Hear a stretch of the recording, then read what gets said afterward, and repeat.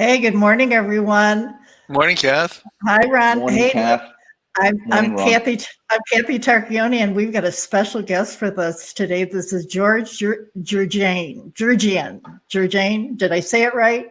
You said Jerjian, three times that's different, he's so one of those is probably right. Okay, one of them. One of Yeah, them. That's all we know for sure. But we got a yeah. fun show, fun show, and interesting. And Ron's going to do the introduction of about George. Go ahead, Ron.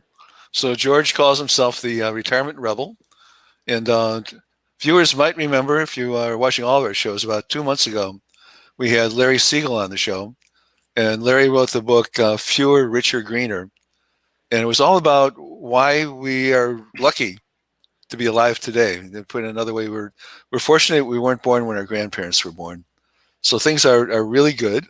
It might not seem that way with the pandemic and so on, but Larry's book is really enlightening in how things have really changed for the better.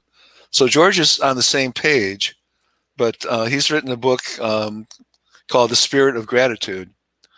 So Larry told us why we should be grateful. George is going to tell us how we can be grateful. And he has a course and he has books. So we'll turn it over to George, and looking forward to wanting to feel good today. Thank you, Okay, Ron. George. Thank you, Kathy. Right, where do I kickstart? Gratitude. We all think of gratitude as we're taught how to be grateful and how to be polite, and it's a kind of a social construct. And that's the gratitude I knew until about 4 years ago, when I discovered that all the things that had happened to me in the past, that I thought were a crisis in my life, were actually opportunities, and I should be grateful for those crises. And it all kick-started off because I was having a really bad time. Just very briefly, in 2007, I was diagnosed with bone tumor and given 6 months to live.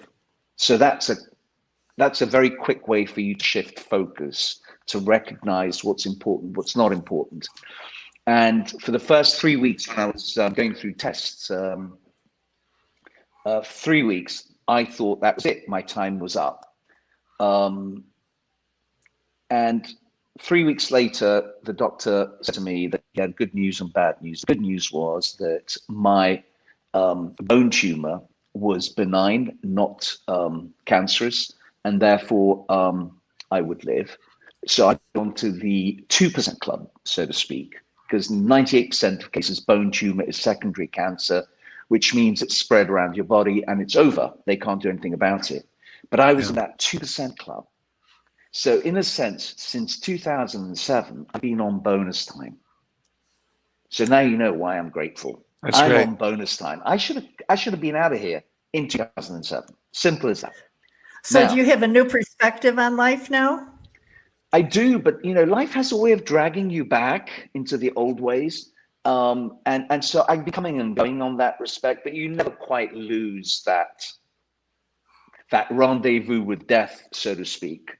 Yeah. Sure. You never lose it completely. It's you can never go back to the way it was before, but sometimes you get caught up in the run of things, and you kind of lose it, and then you realize, what am I doing this for? But that was in 2007. So I was fortunate. I had to learn how to walk again. It took me 6 months to walk properly without crutches. And then I got involved in a litigation case that took, it's taken 12 years. And in between, things got quite down for me. So I decided I needed to go for a break. And the reason was doctor's orders. The doctor said to me, look, your testosterone levels and your, crikey, what was the other one? Thyroid levels, that's it, were rock bottom. And so he said, look, what's going on in your life? And I told him I had this litigation case and, I'm a fighter. And he said, listen, your body has had it. The stress is too much. You got to settle. I go, I can't settle with this guy. He doesn't understand win-win. And I've worked too hard to let it go. And he said to me, do you want to die? And I go, no. He says, well, you got to settle. You got to do something. And I said, well, I'll do something else. So I decided to do something I always wanted to do, but never made the time for it, to go on a silent retreat. So I went on a 30-day silent retreat. And really, for me to be silent for an hour is very painful. Where did you go? I went to a place called St. Bino's in North Wales. It's a Jesuit Ignatian retreat. Huh. And I went there for 30 days. And the only time I ever got to speak to anyone was to my spiritual director. And that was for 30 minutes a day at 11 o'clock in the morning. And then I wouldn't speak to anybody else again until 11 o'clock the next day for 30 minutes. And the rest of the time, there was no TV, no emails, nothing. No communication. Sounds terrible. No, Well, actually, Ron, I can so relate to this because Yeah. that's like a namaste, and It Yeah. is. totally spiritual, connecting with yourself, connecting Yeah. with who you are, and where you come from. Absolutely, and let go, and then let it happen. Yes, What- I'm totally with you. One of my friends did that, and he told me on his session every morning, he would say he's hungry, and then after Here comes a joke. after 20 days, he just quit. And the Ted Priest there said, "It's not surprising. That's all you do is complain." Oh, Well, jeez. it's not for everyone. Okay. It's not for everyone. But No. for me, I definitely needed it. I just needed to get to, this is like, this was in 2016, 4 years ago. Okay. And for me, it was amazing because it gave me time. I invested time in myself, which I'd never done before. Not like this, immersed, and shedding away all these personas and masks that we have. Until you get to the real you, the vulnerable you that you ignore, like a sort of this is politically incorrect, but a sort of a demented cousin or something. Yeah, we don't know him. That's the person I had to bring forward, and it's the vulnerabilities, it's the vulnerable self which I kind of accepted, and it actually makes you much stronger because Sure. it's a huge release. And what I discovered in the process of that 30 days was the ability to audit your life, to reflect on for example, one of the things I was asked to do, I really did it well, and I'm a writer, so I write everything down. That's what I was wondering. You started writing then when you were. Oh yeah, I wrote 2 of these large notebooks, and that ended up being the book. Gotcha. And I had to go back to all the homes I'd ever lived in since childhood, and all the good things that happened in that house and all the not so good things. And so I wrote all these down, and there must have been about 20 incidents, but I selected 12 for the book because I decided, I saw a thread here that every time there was a crisis or something that wasn't pleasant, that opened up an opportunity that would not have come about without the crisis. Does that make sense? It absolutely. Yeah. I'm all excited here because I can parallel right along with you exactly what that thinking is. Well, I'm glad I'm not alone on this, but I then wrote the book, Spirit of Gratitude, Crises Are Opportunities, because I recognized that none of the opportunities would have come about without the crisis beforehand. And yet we all dread a crisis. Sure. It's like the end of the world, which it kind of is. It's the end of one world, but the beginning of a new one. And in a sense, what we've got right now, COVID, and retirement, these 2 are crises. Actually, do you want to get the slide up, Kathy? Sure. I think the crisis, the next one after this. Oh, the next one? Okay. Let me look here. That's Okay. it. And, I sort of delved into the idea of, what is a crisis? What does it mean? And all it means is a turning point. It doesn't mean hell's broken out, or we're on our deathbed, although that could be a crisis. But what I mean is it's a turning point. And so COVID is a turning point for us. For me, the last year, since March, since we entered into this lockdown situation, I've spent literally every day focusing on my work. I've been really productive, and I've not allowed the noise outside to infiltrate and contaminate me. And I've used the time, 90 minutes a day, going out for a walk in the park, communing with nature, which I wouldn't have been able to do before because that would be 90 minutes. That's losing time. And actually it's not, because we need to be good with ourselves, right? I deserve to have 90 minutes of by myself to chill out and relax. So yeah, without digressing, gratitude is crucially important. So I delved into gratitude, and one of the things I found was there was this German philosopher called Martin Heidegger. And he discovered that the words thinking and thanking have the same root in the German language, which is also Old English, the word thanken. And thanken, essentially, it isn't just about thanking people, but it's about thinking. In other words, if you're not thankful, you're not thinking right. That's right. And That's now, right. this isn't just the woohoo stuff, gratitude is a great. Gratitude is a way of magnetizing your brain to think in the right way instead of being all over the place and never being satisfied with what you have. And then so George, use the acronym DARE to be grateful. It's I think the acronym for that is sort of fun to know. Do you want to go through that?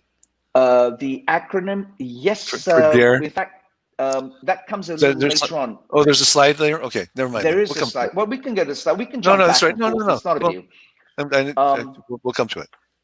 So, yeah. For me, gratitude isn't something that you do when you kind of feel like it. I think you need to be in a state of gratitude, because what that does is it puts you in the right mindset. You make the correct decisions each day. And to give you an example, if you're not grateful for what you already have, you'll never be grateful for anything else that comes into your life, because you won't recognize it. You won't recognize it. Yeah. I have to say something on that. I constantly am telling everyone that I live in gratitude, just totally happy with whatever it is that you have. If you can only put your butt in one chair at a time, I'm grateful I got that one chair. Anything that you have, just be totally grateful for. And I think a lot of that happens when you do get older. So when you talk about a baby boomer, we're at the end of our lives. And here we are, we're saying, what's left? Well, there's a whole lot left. And that's when the gratitude comes in, and you look, I'm so much on target with you on this, George. That's great. I'm glad, Kathy. I mean, and I think that actually, in old age, if you like, although people don't like the word old age, I've done a lot of studying about how people 2,000 years ago, people like Cicero and Seneca, how they viewed old age. And it's just remarkable how powerful they are in old age. And yet we, in our society, we surrender to sleepwalk into retirement and just fizzle out. Mm-hmm. Whereas, as Cicero said, old age is the crown of life. We should be at the top of our game. We should be going out with a bang. That's what this is about. And how old was Cicero when he said that? He was in his 60s. Oh, But, you know, right. hey, 60, Yeah, that 60 was really 90. old. Yeah, yeah, For them exactly. in that Yeah, time, that was yeah. hugely old. I was expecting a different answer. I would have thought 30 or 40, but okay. Yeah. You know what I'm But thinking is that what we're grateful for is like Cicero and the rest of them. I'm grateful that when I get down on the ground, I can get up. That's So, a lot of things to be grateful for. Yeah. I mean, And that Kathy, you're above the you're ground. absolutely right. Another thing that, sorry, just to go back to you, Ron, on that Cicero thing. I mean, Uh-huh. I love batting with you on this. Cicero didn't die like in old age at 60. Okay. He was assassinated on the Wow. orders of Mark Antony. Yeah. Boy. So he Well, could have lived till 70. Who knows? well, there's So- something she should not be grateful for. Well, no, actually, I think he was. He was in a good place. Yeah. Okay. But coming back to Seneca and to mirror what Kathy was just saying, Seneca said that if we look at, when we're sort of at an older age, we need to look at each day as a lifetime. yes. So when you get up in the morning, you got to think, right. oh, this is amazing. And this is what I do now. I mean, I'm learning a few things myself. There's new tricks every day. Uh-huh. So you get up, I get up and I go, this is a new day. This is a new life. And I'm going to make this a massively terrific day, right? Because you've got two choices. You can get up and be miserable and complain about everything. And find fault and yada, yada. Yeah. And who do you think you're upsetting? No one except yourself. What's really cool is when you get up in the morning and you've got stuff you want to do. And it's fulfilling. One of the people I do as a coach, actually, she recommends that the first thing you do in the morning is make your bed because you've already accomplished something. And I always thought that was pretty cool. Just a little thing, but you start the day off right. Yeah. So anyway. Okay, well, Ron, I take that box. I make my bed every morning. Me too. Yeah, and I sleep in it too. Yeah. Well, knowing that people, when they get older, they have more time to think, and you have more time to reflect and look back at your life. And it's so easy to find, oh, poor me, I went through so much. I call it the Velcro. Let's get the Velcro up here. Yeah, there you go. Yeah. Because, oh gosh, my world was just so terrible. And in essence, it's a beautiful life. It's perspective. It's perspective, Absolutely. isn't it? Right. Totally. There are a lot of reasons to be grateful. Yep. There was talking about Velcro. I was reading this psychologist. Actually, he's a neuroscientist as well. I forget his name. He said that negative emotions in us humans is like Velcro. Positive emotions is like Teflon. It just slides off. Yeah. Oh, that's interesting. Yeah, because we don't like to hang on to positive. The negative is stickier. It's right, and they'll make you sick. It's bizarre. And it'll make you sick. Absolutely. I thought that's where you're heading with that. It can physically make you sick. Actually, that's the whole thing about the mindset, which I go on, which actually probably is a good time for us to pop into the next slides. Okay. Yeah, that's the book, Spirit of Gratitude, Crises or Opportunities. And that's based on my 30-day silent retreat, which effectively is an audit on my life. But it's not just about my life. I use the stories to talk about main topics for discussion. So I just use my stories as a way to hang it and make it interesting to move the discussion forward. Okay, next one, Kathy. Okay. The Retirement Rebel, the hero's journey. Yes. Do you want me to talk about this? Yeah, please. Yeah. I think it's always good to have a hero. Yeah, I mean, I actually took this from the American mythologist Joseph Campbell, who wrote a book called The Hero with a Thousand Faces. And that's because he traveled the whole world he went to sort of find and discover about how heroes are treated in all cultures. And he found the thread, which is the same. So if you want to hit the next slide, which is on the same one, it's just a reveal. A reveal, yeah. Here we go. The blue lines, as you see, departure, initiation, and return. We all start out, we go through an initiation, and then we come back transformed.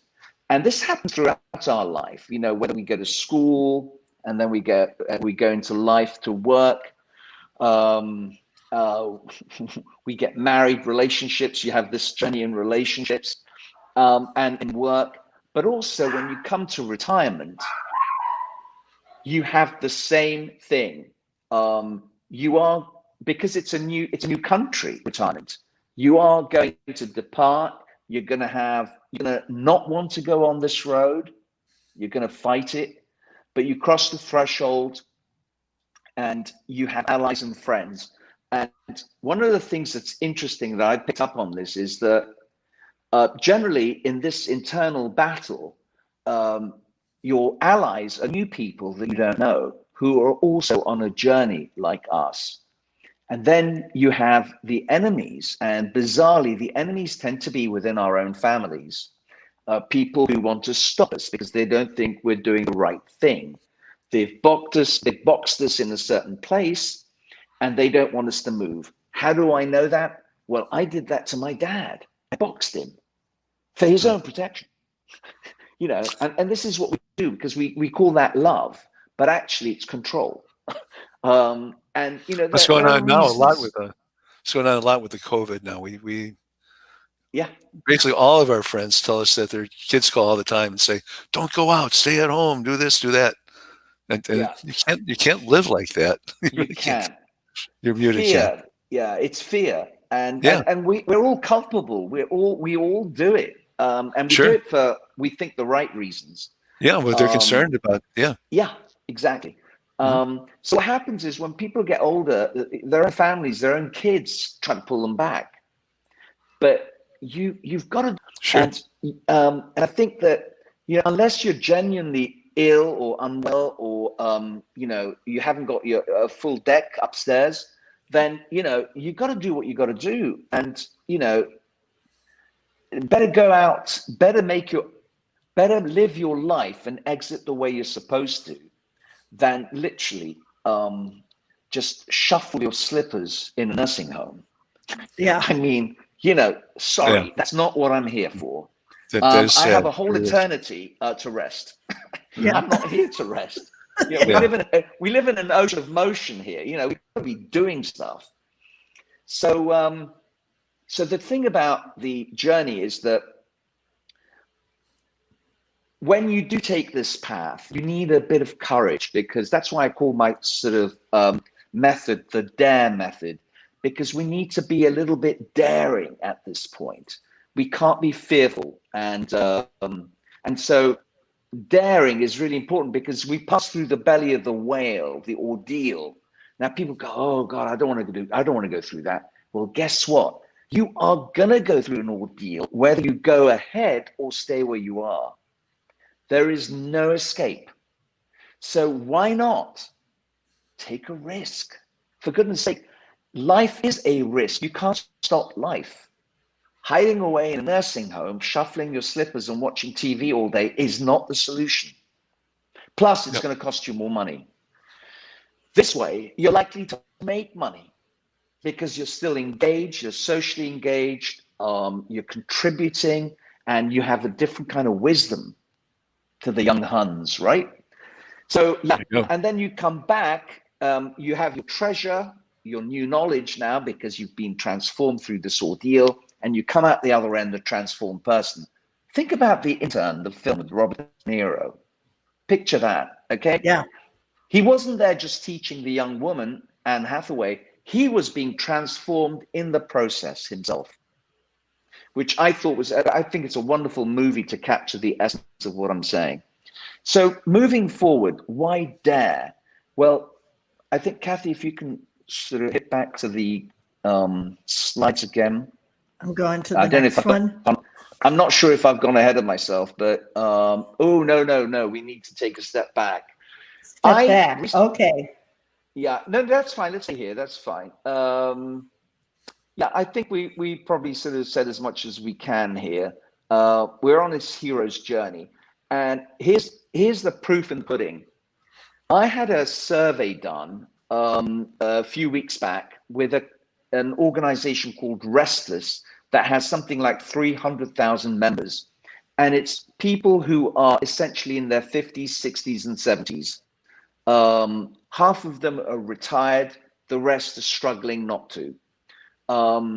And they sent this questionnaire of mine. And one of the main questions was, what is your single biggest challenge in retirement? And if we can just go into the next slide. Kathy, thank you. Perfect. Okay. All right, if you could expand that. Right, here we go. So you can see the one on the left, 50s and under, 60s in the middle, 70s on the right.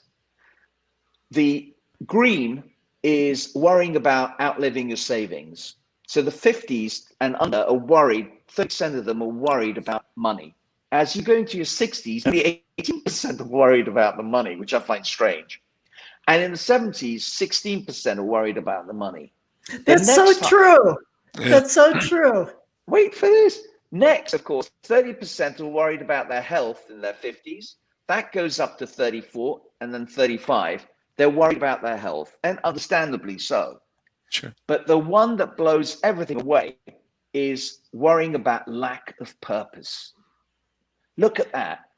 Even 50s and under are worried about purpose with 41%, and it's the highest. Then it goes up to 48 and 49.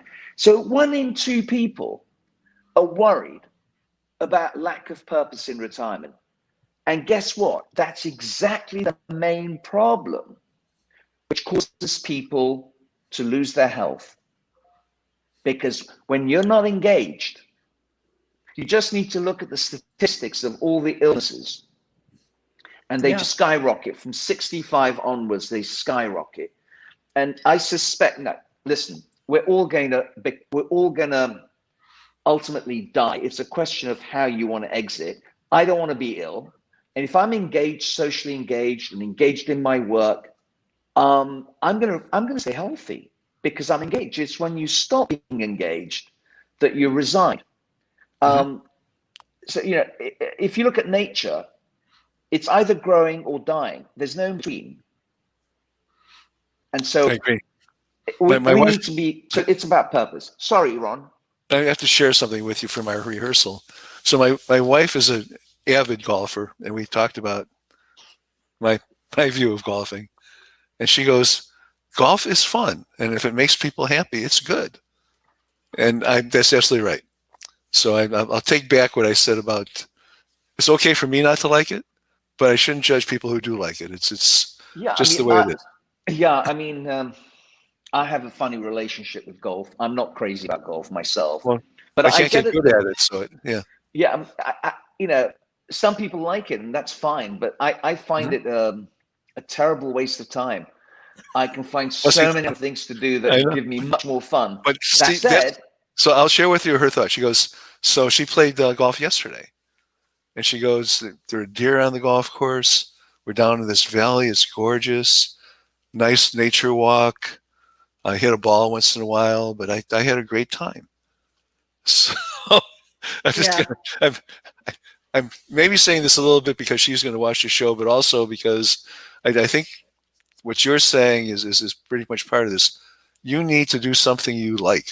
And if you really like golf, do that. And even if it takes 6 hours to play, that's 6 hours of enjoyment. So anyway. I mean, can I add in here a second? I think what George is also saying is that Ron, when you combine doing what you like with a passion and a purpose where you're contributing to the well-being of others, and that gives you that True. good feeling inside where you know that somehow you've lifted someone up, you've helped somebody through a difficult time. And right now, like doing the show, it makes you feel good because you know you're helping others. That's true.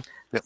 So there's a little bit more to the doing what you like to do, but having a passion about what you're doing and why you're doing it. That's my Okay. 2 cents. No, that's true. So in terms of playing golf, you're helping the golf pros and the guys in the clubhouse and There you go. the folks in the restaurant. I mean, it's all good. Well, I mean, Anyway. I get it, Jeff. I know what you're saying. I mean, Kath is absolutely right. But, even if you do things that don't necessarily help people, but you enjoy doing it, over and above what you're passionate about and what you do to contribute, there are other activities that you might like that perhaps don't do that. That's fine too. As long as you're enjoying yourself and you're having a good time. Yeah, I would play bingo, except I walk in there and all those guys are like professional players. I don't know if I could compete. I like bingo for the prizes. Bingo.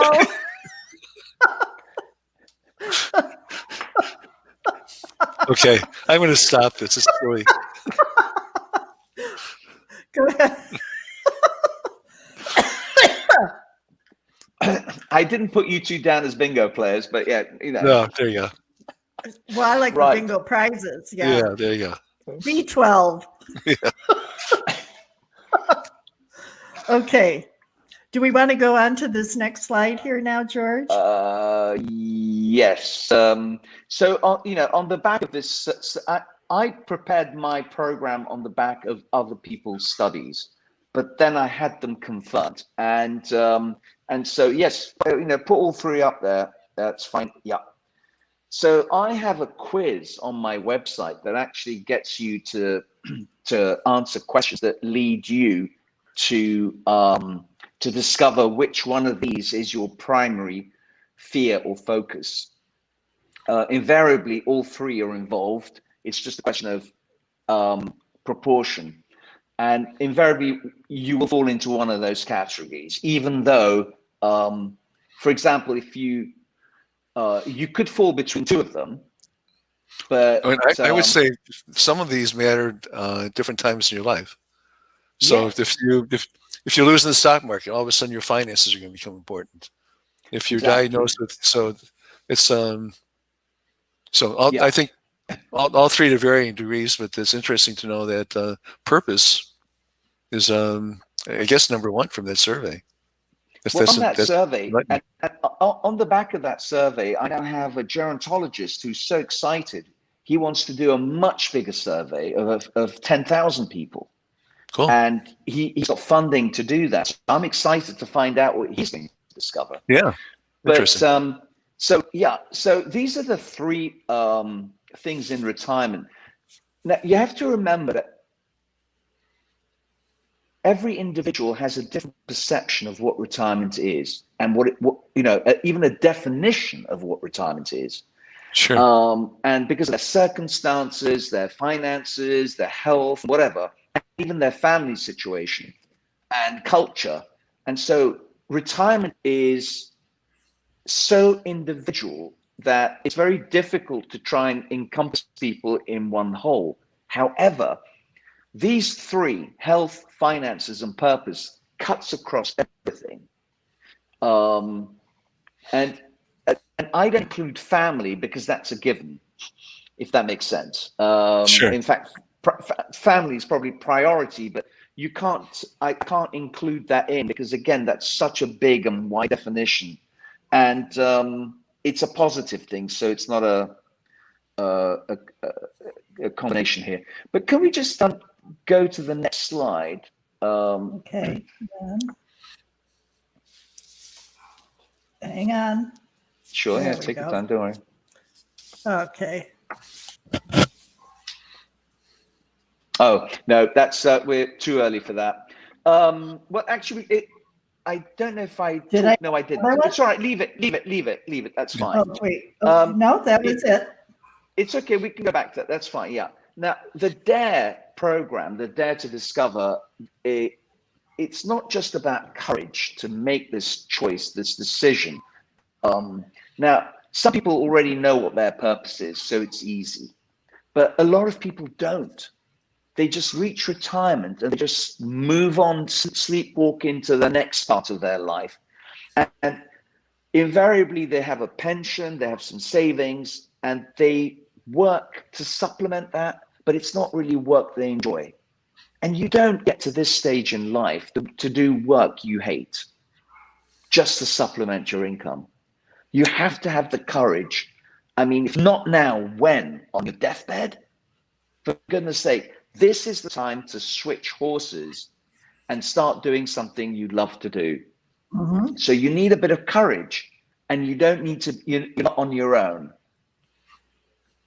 You know, the program will help you to structure it. And there are, if you like, I have Retired Rebels on Facebook. There's a Facebook group that helps people communicate together on this space. And with this Dare to Discover, DARE is also an acronym. So the D stands for discover. Discover what retirement is and what it's not. The A is assimilate new information about our minds and how it works, our conscious mind and subconscious mind. And it's crucial because if we don't, our brain thinks in pictures. And if we can't picture what our mind is like or looks like, and we don't understand it, we can't make any progress. We're boxed in. So we've got D for discover, A for assimilate information. The R is to rewire our minds. And it's possible to rewire our minds. And for example, the way we think today is predicated on our previous behavior and also our memories. You know, how we think, how we've been programmed, even from childhood. But there are programs that we have in our minds which are sabotaging us now. A lot of programs are very good. Walking, sleeping, eating, these are programs we've learned. Can you imagine if you didn't have programs, you'd wake up every single morning and have to learn what a child does every day, every day. So we have programs that help us, they're good for us. But there are programs which are now obsolete and they are actually detrimental to us. And those are the ones that we need to, we can't eject them, but we can have new programming impressed upon the old one. It's a bit like recording over a tape. Okay. And that takes a bit of repetition and a bit of time. So people go, oh, not work. No, Yeah. I can't do it for you. You got to do it, right? If you want it, sure. you got to do it. And so that's the rewiring. Now, once you rewire, the next step is expand. E for expand. So you've got DARE, D-A-R-E, discover what retirement is and what it's not, assimilate new information of the mind. The R is rewiring our minds. How do we do that? How do we rewire? Well, we start off with first, I can't rewire your mind for you. You got to do that. But the way you do it is discover what are your dreams? What is it you want to do? You know, we're too fearful, and our dreams need to be something that is a little above our comfort zone, because we can make it. We can do it. It's just we're too fearful. We don't want to take any risks anymore. We want to stay cosseted. Sure. But this is the time where, with all the experience you have, you need to take a little bit of a risk, a challenge that's a little above your comfort zone. And the reason for that is that's what brings you excitement. That's what makes you want to jump out of bed. Without that, there's no reason to jump out of bed. It's just going to be more work. And so we get you to do a visioneering thing, to imagine where you'd actually really like to be and what you want to do. Mhm. And you get that, you almost sort of have this future memory. And incidentally, you'd be delighted to know that Seneca mentions this 2,000 years ago. Today, we have manifestation, is what it's called. But 2,000 years ago, they said, create a new memory. That's and right. then bring it into the present moment. Yes. Live Okay. it. And live it as though it's already happening. It's Yeah. already happening. It's here. You're living it. Yeah. And your brain doesn't know the difference between an imagined state and what we would consider the real state. You got to be realistic. What does that mean? Be realistic. You Right? Stay got down a dream. there. Got a dream. Exactly. Yeah. So in one of our shows, George, we did the Maslow's hierarchy of needs. It's that pyramid. Yes. And the bottom of the pyramid is shelter. You need someplace to stay. Just above that is food. You got to stay alive. But all the sections above that are mostly emotional and in your head. So purpose is definitely in there. So I guess what I'm saying is the work you're doing is very important. The base case, most people in this country are okay on. Certainly some aren't, but for fulfillment of all your needs, you really need to address the emotional aspects of it. So I think what you're doing is good. Right. And I wanted to, and what better way than when you get older? Because what have you got to lose? Seriously, you're at the end of your life. You don't really have to go to work. You don't have to do anything except take care of yourself and be happy. Yeah. So there's no risk, really. Yeah. There isn't. And I'll tell you a really interesting story is a woman by the name of Dr. Elizabeth Kubler-Ross. I don't know if any of you have heard of her. She's a Swiss American psychologist. I mean, she's passed away now, but she wrote a book called On Death and Dying. And she's a psychologist who'd spent years interviewing people on their deathbeds. Wow. And we're not talking about a 10-minute interview. We're talking about in-depth interview. And what she derived from that was just mind-blowing. So many people on their deathbed wished they had lived their life. They hadn't been living their life. They'd been living somebody else's life for them, whether it was a parent or a spouse or even the children. You've got to live life for yourself. This is the way, you're not going to get a second chance at this. And at retirement, as Kathy said, what do you have to lose? Sure. Yep. What do you have to lose? So yeah, right. So I've created this program. It's called the DARE program. It's an 8-week program. It's 8 videos, 8 audios, 8 PDFs. So you can receive the information whichever way you want. And then there's 8 exercises. And as the exercises build up one on the other, it's kind of like a framework. Okay. And ultimately, you create a blueprint of your own life. And you can end up with a 1-page document that you leave up on the board in your home, in the kitchen or wherever, and you see it every day. This is it. This is what I want. This is what I want to achieve. And it's there for you, and you've constructed it. And it's like an architectural blueprint.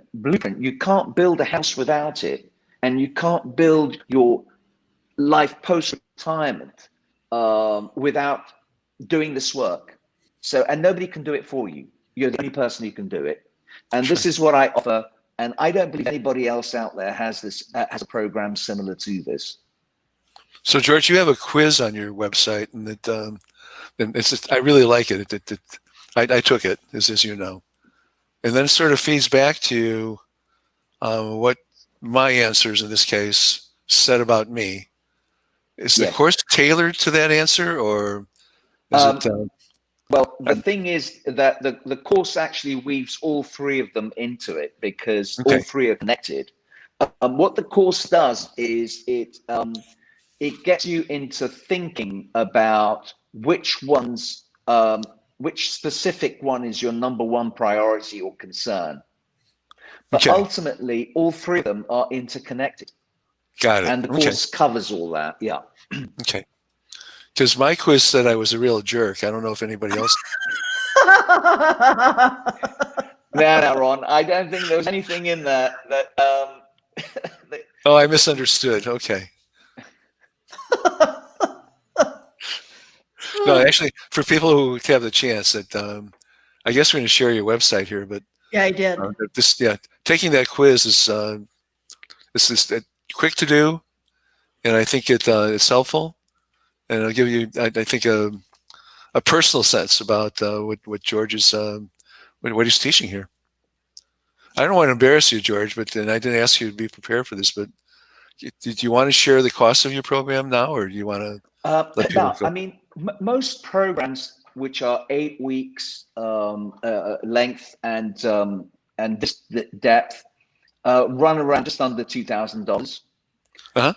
But I've made mine at $397 because I want it to reach as many people as possible. Great.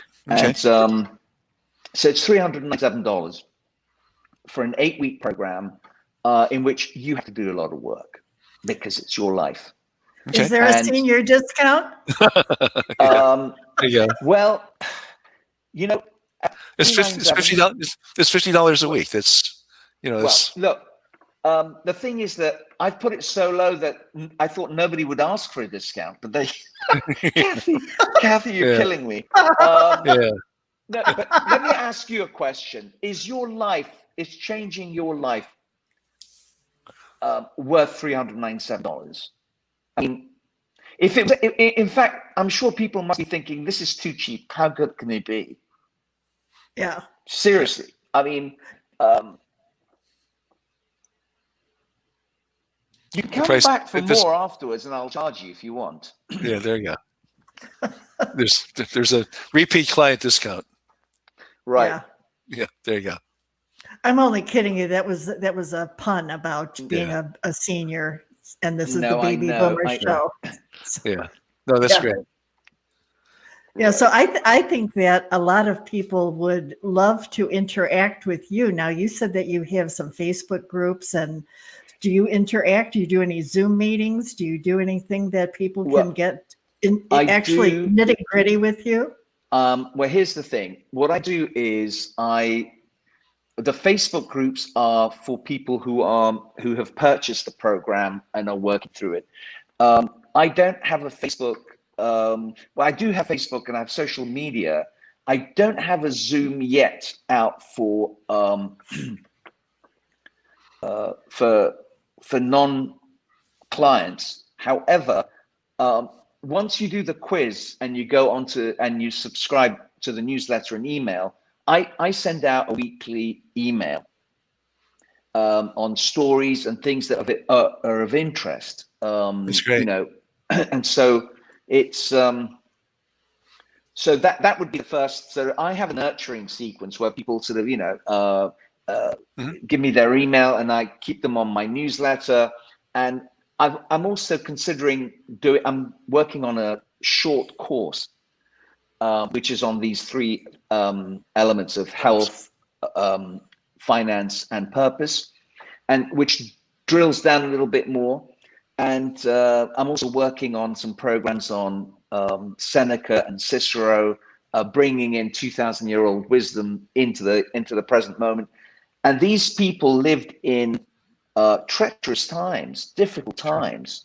So I think, you know, now that sort of we live in a world of post-COVID, we also live in sort of fairly dangerous times because of change that's coming at us at faster and faster pace.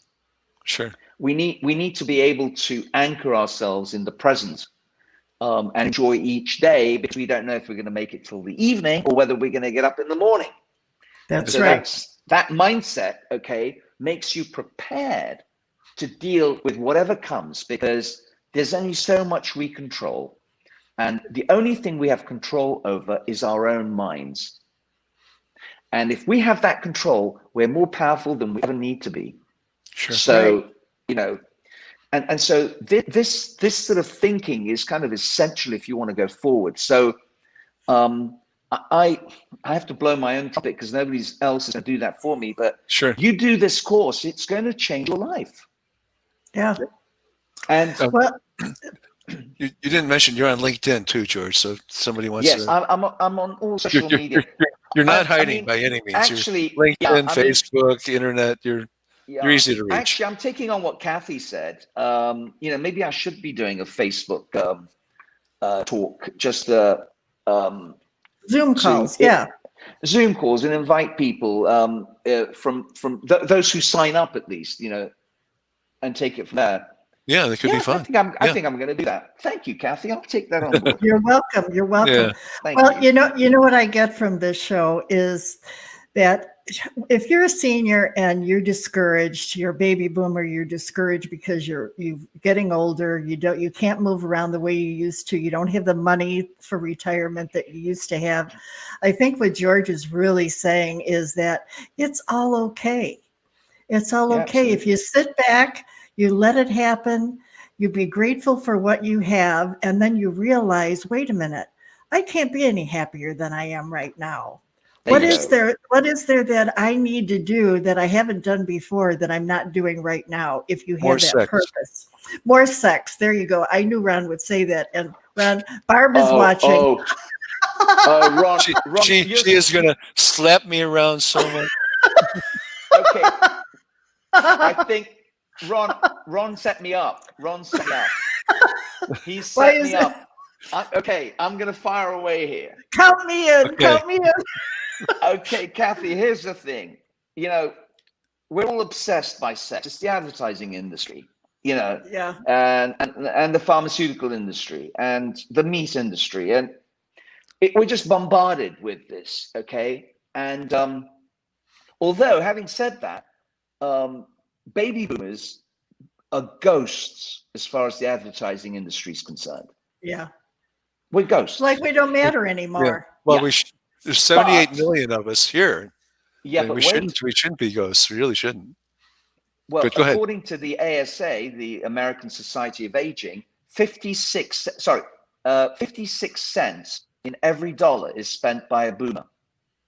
Mm-hmm. So the advertising industry is focusing on the 46% and completely ignoring this boomer market, which is huge. Yeah. Anyway, I don't want to wake the giant up, but here's the point. Cicero said in one of his 10 lessons, which, by the way, is something I'm bringing out shortly after Christmas. One of Cicero's lessons is that sex is highly overrated. Sex is highly overrated. I don't know. Well, are you out of the market, Kathy? Is that what you mean? Well, I'm at that age and I'm a widow, so I pretty much am out of the market.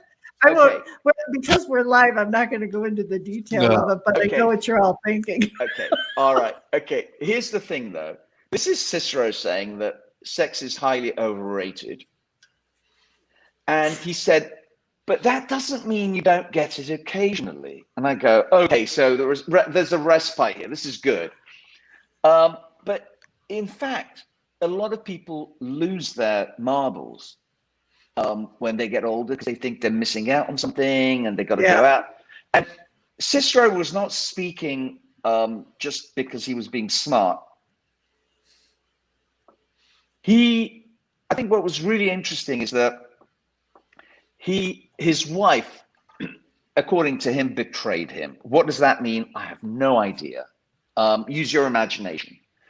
Could be about money, could be about sex, could be about anything. I can't imagine it would be sex, but it's probably about money or maybe, infidelity. Whatever. I don't think so. I don't think it was infidelity. It must have been about, because he was a principled guy and maybe she did something that he found very treacherous or whatever. Doesn't matter. The point is that he left his wife and he then married a young woman. The marriage didn't last a year because he didn't know what to talk to her about. Yeah, right. They were on different wavelengths, right? The sex was good, but no communication. Yeah, right. Everything else was terrible. Mm-hmm. So, I mean, here's a prime example of how many people do we know who are on their sort of fourth, fifth wife or husband, and there's no joy coming out of this. Mm-hmm. It's something in the imagination. Again, it comes back to the gratitude. They're not satisfied. They're not grateful for what they have. So their imagination, that is creating new whims, new desires, which are more and more unfulfilling. Who needs this? And the grass is always greener on the other side. Yeah. Exactly. Yeah. And so, yeah, I just think there's some interesting conversations and lessons out of this. Hey, okay. And here's the thing, though. We all make mistakes, and it's fine, and it's okay. Yeah. Sure. That's pretty much it, really. Anyway, so where to next? Any further questions, Kathy or Ron? No, I don't have any. And what a great show, Ron. Do you want to close the show? Yeah, this is our Christmas gift to our listeners. So we won't be broadcasting again until January. And, thank you very much, George, for the gift. I hope people will accept it. That'd be great. Our next show is going to go back to investing, and we're going to talk about cyber currencies, Bitcoin, and things like that. Be middle of January. So stay tuned, and thanks for listening. Okay, well, thank you, George, for being on the show, and Ron, as always, have a pleasant week, and Merry Christmas. Merry Christmas, and I'll see you next year. Thank you. Thank you both. Thank you, Kathy. Thank you, Ron. Merry Christmas, George. Thanks a lot. Bye now. Bye-bye. Thanks. Bye.